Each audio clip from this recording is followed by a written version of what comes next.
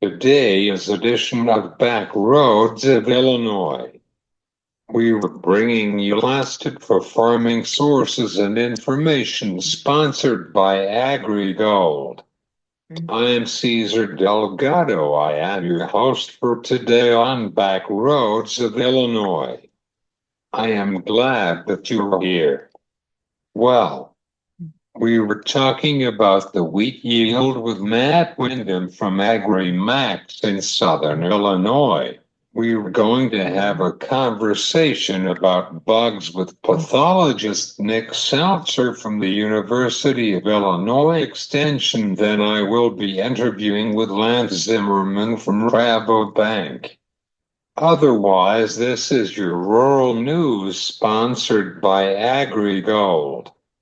This week, the confirmation of Robert Kennedy in Washington, D.C. Robert Kennedy Jr. is against the GMO if he's confirmed that he is the head of FDA. The USDA outlook is on February 21st in Washington, D.C.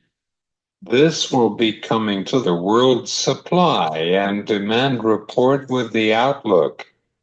The connect was coming from Tuesday morning in Brazil. The numbers were lower than expected. This is your rural news sponsored by Agri. It's time for your commodity markets for this afternoon, sponsored by Kyle Bumstead. Corn futures is up at 3 to 6 cents. Soybean futures is down at 5 to 4 cents. Wheat futures is down at 3 to 4 cents. Let's take a look for the livestock markets. Cattle is up at 5 to 10 cents for this afternoon. Feeder cattle is up at 4 to 6 cents. Lean hogs is up at 3 to 6 cents.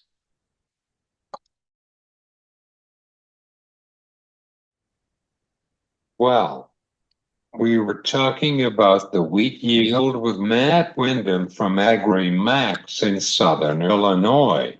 Hi, Matt. How are you today? I'm doing well. Thank you for having me. How are you?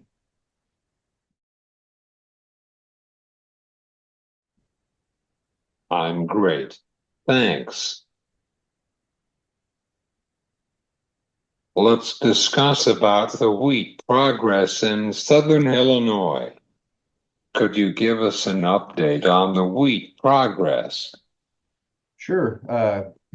Currently, the wheat is under a bunch of snow that we received last week, and we haven't seen it in a few weeks, which should be good for the crop. We've sustained some pretty cold temperatures, atypical of what we're used to for an extended period of time.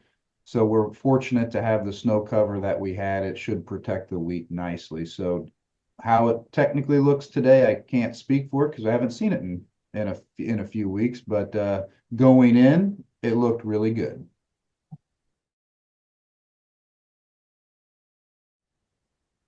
How much of snow in Southern Illinois? It varied where you were, anywhere from several inches up to, and maybe Western Illinois, north of St. Louis, had a grower tell me he received 12 inches of snow. So anywhere from 4 to 12 inches covered a lot of the area.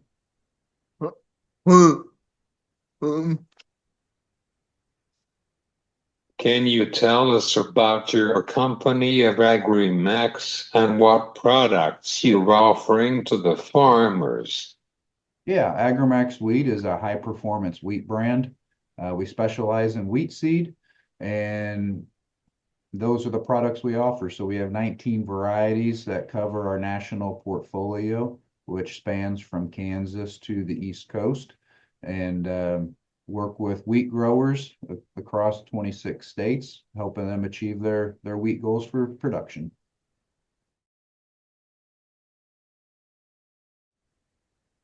What variety do you sell?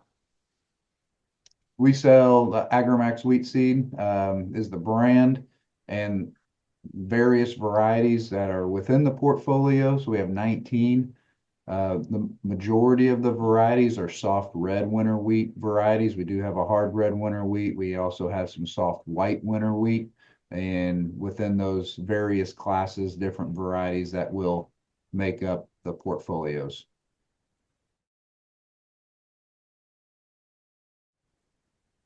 How was your area for the summer with the wheat harvest? We had an above average year. And I believe if you look at the USDA yield, it was very good. They confirmed that at least here in Illinois, we had an excellent crop. It wasn't a record by their estimations, but it was very close, which means we had several customers that did achieve record yields on their farm, and it was a little more sporadic. We did have more rain and more precipitation during the growing season towards the end of it, which caused some localized areas to not achieve their fullest potential. But overall, it was a nice crop for the majority of guys that we spoke with.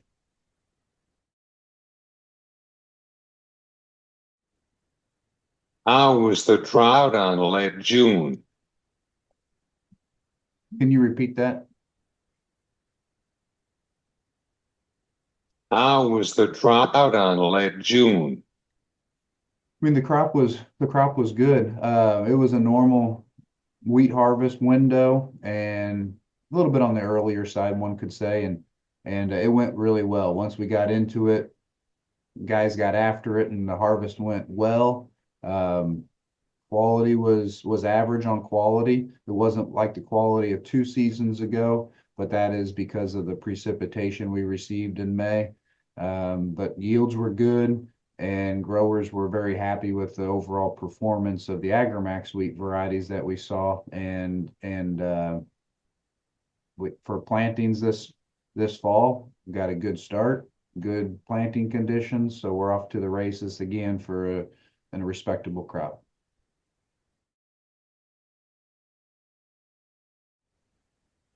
Do you have any final thoughts on the wheat progress for this season?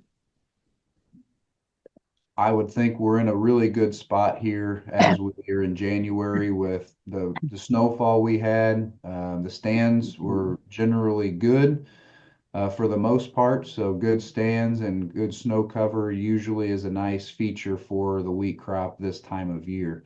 We'll see some snow melt occur next week, over the weekend and next week, so we'll get a good assessment of what the crop's looking like, and then we'll go from there. As we transition into February, guys are going to start looking at fertilizing the wheat, and that'll really dictate kind of the next 60 days or so is coming in where all the in-season management's going to take place. Thanks, Matt. You're very welcome. Thank you for having me. This is Matt Windham from Agri Maxx on Back Roads of Illinois.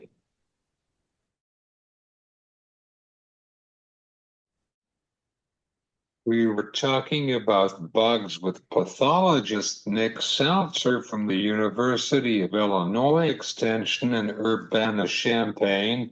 Hi, Nick. How are you today? Hi, Long Caesar. I'm doing time. great. No see. Yeah. It's been a little while. It's been a little while. Good to see you. Good to be with you here this morning. Let's discuss about the last growing season with bugs in central Illinois. Could you tell us about it? Yeah, sure. And the most unusual thing that happened to us last season, we had an outbreak of an insect called the cornleaf aphid, which is not an insect that we usually think about much in corn. It's not one that we really manage on a year-to-year basis. But every once in a great while, you have an outbreak. And this last year we had an outbreak. If they get really bad, they can interfere with early kernel development. So you get blank ears in some cases. The other thing about that insect is there are a lot of differences among hybrids among varieties. And so you occasionally get some hybrids that are very susceptible to this insect where it can be a particular problem. So we had a little bit of excitement with that in July. Otherwise, it was a pretty standard year. You know, the areas of northern Illinois where we have big issues with corn rootworm had big issues with corn rootworm again this last year. For the rest of the state, our rootworm problems have been really manageable, and in some cases, the populations are so low that we're almost not really worrying about it. So really, it really kind of depends where you're at in the state, what you're dealing with corn rootworm. We have areas where they're becoming very difficult to manage due to resistance to Bt traits. We have other areas like in East Central Illinois where the populations are so low that we don't hardly consider them in a lot of our management, particularly in our rotated corn. And of course, when you start getting south of I-80 or so, most of the corn is rotated. And in those acres, we don't have the same problems that we do up in northern Illinois. You know, that was the big excitement. Probably we didn't have a lot of other unexpected, you know, outbreaks or anything, and conditions around here were really good for growing corn and soybean in general. We had a pretty good crop, and I would say insects, other than that hiccup with corn leaf aphid, were not all that challenging for us this last year.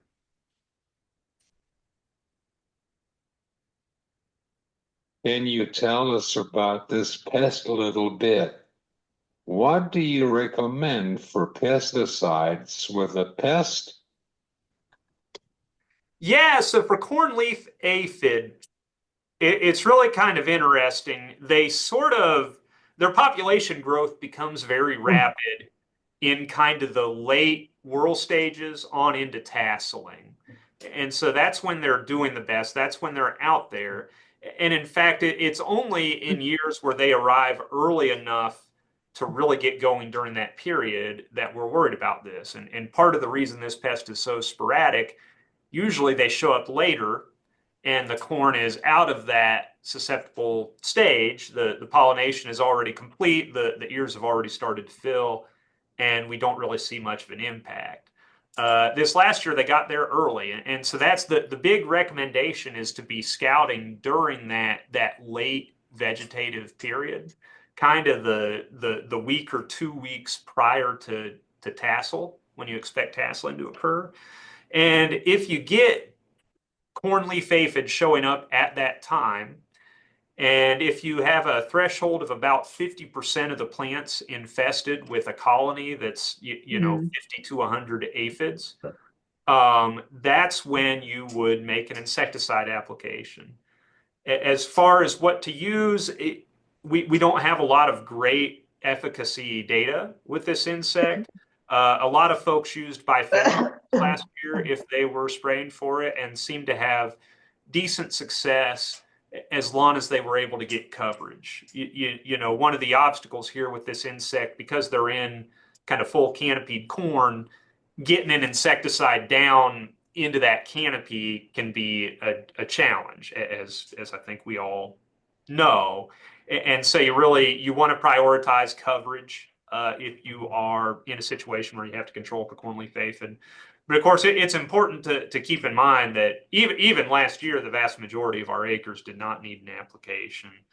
It's rare to need an application for this insect, but the situations where you do need to spray are those situations where it's really building up kind of just prior to tassel and silk.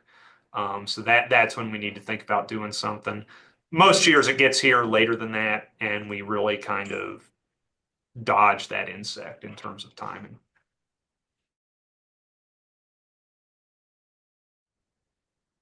I have a question about the cicada. Could they will be in the crop production in the Midwest? No, we're not worried about cicadas in crop production. We have, of course, two different kinds of cicadas. We have the The periodical cicadas that many of you saw last year, we had that big cicada, episode where we had two different broods in Illinois coming out at the same time. That's where you get that kind of mass emergence of cicadas early in the season in May and especially, well, yeah, late May on into June. You have that in forested areas. Okay, so like a lot of folks actually where I'm at in Champaign, they were kind of disappointed that we didn't see them. And the reason we didn't see them in Champaign is we are on prairie remnants primarily. So we don't have a lot of old growth forest. And when you think about an insect that goes through either a 13 or a 17-year life cycle, if we've had forest in town, like we've had trees in town for the last 150 years, well, in cicada terms, that's not very long. That's not very many generations. That's not enough time for them to really effectively colonize us when we're talking about those periodical cicadas. We also have annual cicadas, which come out every year, and a lot of those take a few years to develop in the soil as well. There's some differences in species there. We have some of those that do very well in prairies. We have some of those that are actually feed on prairie plants. We see those every year. Now, in both cases, they are feeding on trees and shrubs. Generally speaking, the immatures are underground feeding on the roots. And generally speaking, they're feeding on roots that are around for a while, for several years. So that's not going to include our row crops, right? So they're definitely not going to feed on the roots. What you can see occasionally is some injury from the laying of the eggs, and most species of cicadas lay their eggs in trees. You could imagine a scenario where there were a lot of them, and maybe you got some of that egg laying in soybean if they got a little confused, right? It's not a host for them. But for that to amount to anything in terms of yield loss is really difficult to picture. It's difficult to imagine. And in fact, I've never received a report of it in like corn or soybean in the Midwest. It's not something we think about in our row crops. Where we have to think about cicadas as an actual pest, it's actually in nursery crops, generally speaking. It's trees and shrubs, and especially new trees and shrubs. So if you've got a tree, like a seedling tree that's small enough that egg lay in the branches, and so what they do, they cut a little slit in the branches, they lay an egg in there, and then that branch is going to fall off. Well, if they do enough of that to a seedling tree, that's a problem, right? And so you saw many areas this last year where people were rightly putting netting over their seedling trees during these cicada, emergences to prevent them from injuring those trees. So that's where we can see cicadas as an economic pest. If you're looking at kind of tree crops, orchard crops, fruit trees, and that sort of thing, nut trees, ornamental trees. In row crops, like in what we're generally talking about, Caesar, corn, soybean, wheat, alfalfa, hay, and pasture, we're not worried about cicadas. We don't need to worry about cicadas. They're loud, and that's about the extent of the issues that you would see from them. But yeah, good question. Do you have some concerns about it for the future and the crop production for the state of Illinois? No, I don't. I don't have concerns about cicadas. It's not something, as a field crop entomologist, it's not something I lose any sleep over.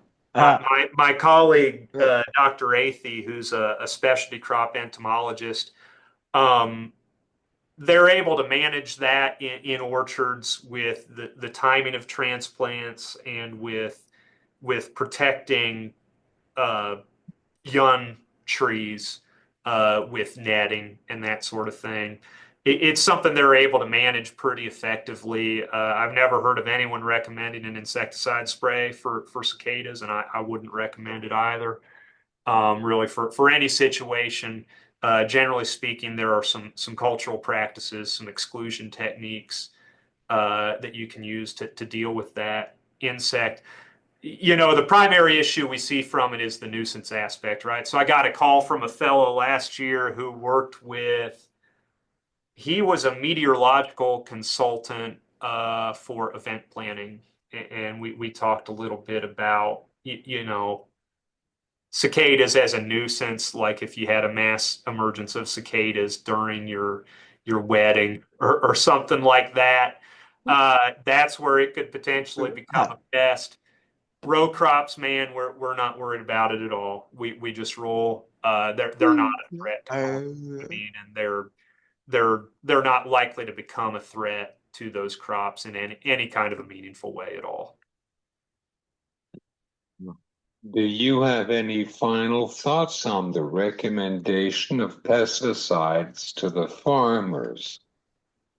Yeah, the big thing I always kind of encourage farmers, crop advisors to do is just to look at their insecticide practices and make sure that when they're pulling that trigger, when they're using a seed treatment, when they're using an insecticide, even if they're using another insect control tactic, if they're using a trait, if they're using a cultural practice, whatever it might be, just to examine that decision and make sure it's paying off for you.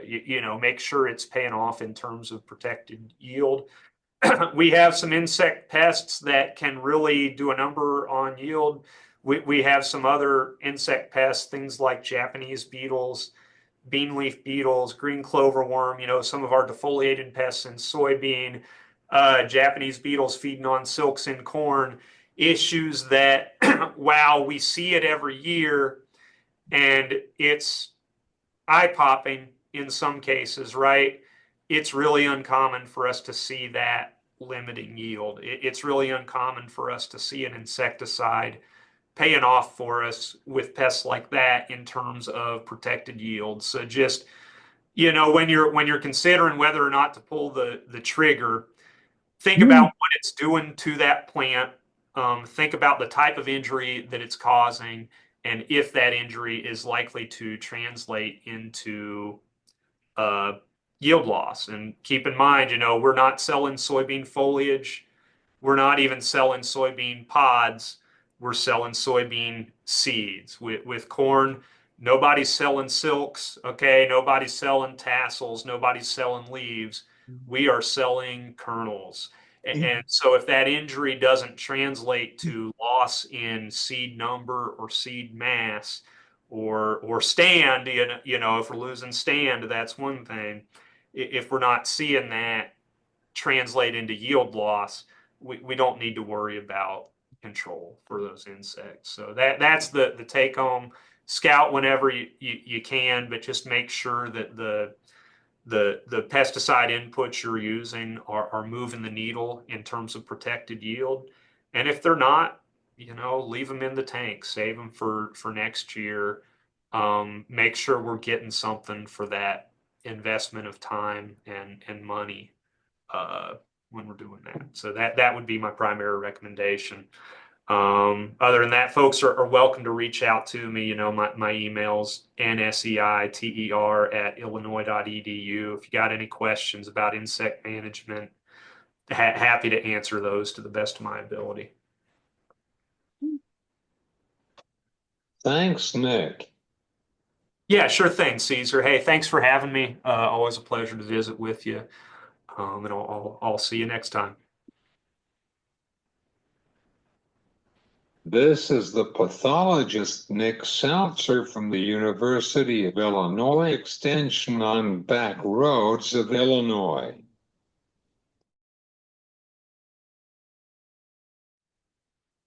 Well, this cattle market's of a high level in the livestock markets for this year with the numbers in the feeder side. We were talking about that with Lance Zimmerman. He is a livestock analysis for Rabo Bank. Otherwise, welcome to the show. Thank you. Appreciate it.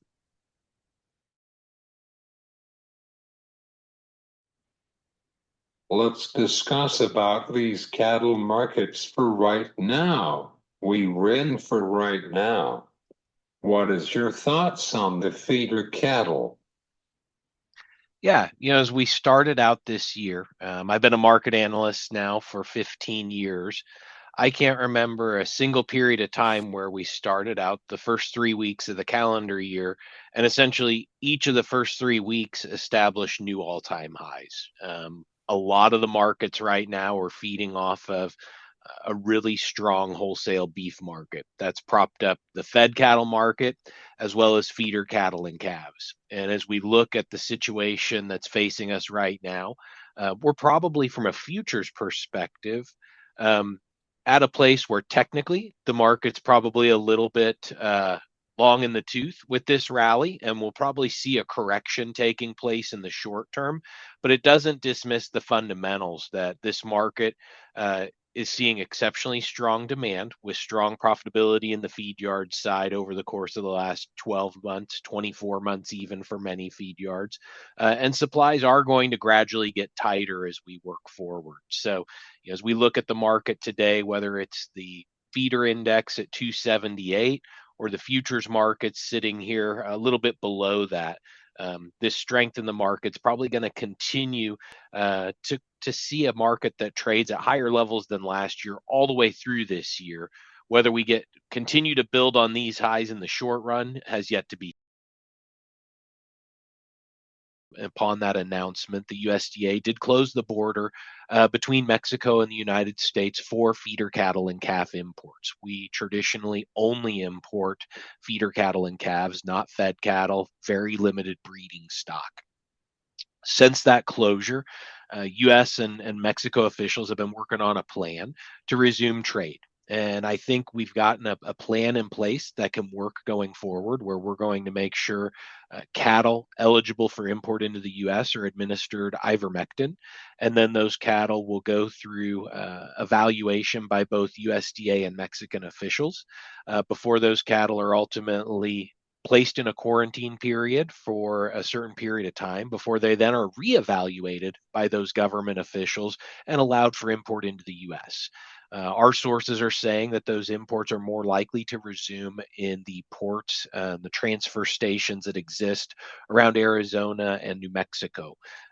Those ports and those holding stations for those cattle are all on the Mexico side of the border, which allows for infrastructure to be built out to make sure those inspections and quarantines happen in a timely and efficient manner, and that those cattle stay on the Mexico side of the border until they're approved for import into the U.S. And so as we look at it right now, we're waiting for official news from USDA and Mexico government officials in terms of when trade can resume.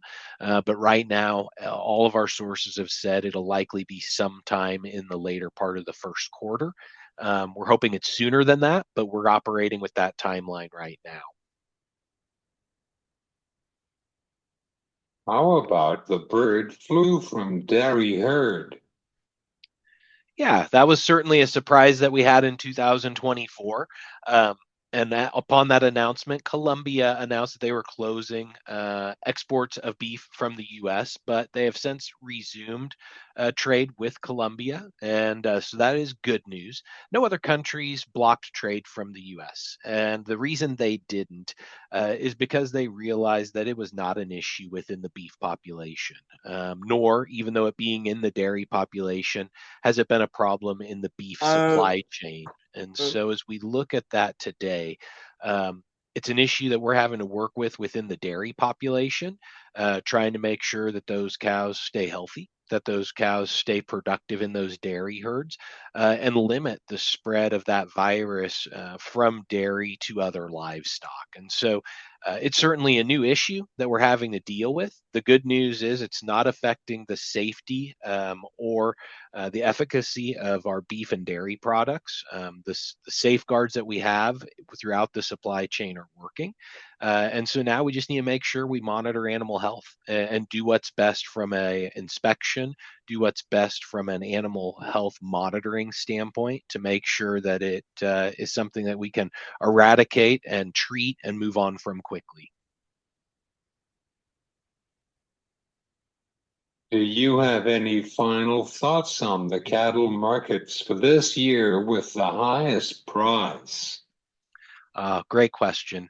As we look at it, we are going to see a pullback from these high levels at some point. I think the one thing that we know for certain as we talk about U.S. cattle markets, the last couple of years have certainly taught us plenty about this, that we're going to continue to have volatility. And so I do expect we will see a pullback from these high prices at some point. But overall, the market's trending higher, and it's a good time to be in the cattle business if you're a cattle producer, whether you're a cow-calf operator, stocker backgrounder, or feedlot operator. We're operating in a unique time where demand is at highs we haven't seen since the 1980s, and supplies are getting tighter. And beef is doing an excellent job of demonstrating value to the consumer who's wanting to eat a high-quality meal at home. And so for that reason, I think it's going to be a multi-year period of new all-time highs for the cattle business, just based on tighter supplies alone. And then if we can continue to see some demand growth, even if it's not the same type of demand growth we've seen year over year last year, we can be confident that we're going to see maybe even higher prices than what the supply decline alone would suggest. And that makes it fun to work with our U.S. cattle producers right now at this point in the cycle. Thanks, Lance. I enjoyed our conversation. Likewise, thank you for your time today. This is Lance Zimmerman from Rabo Bank on back roads of Illinois.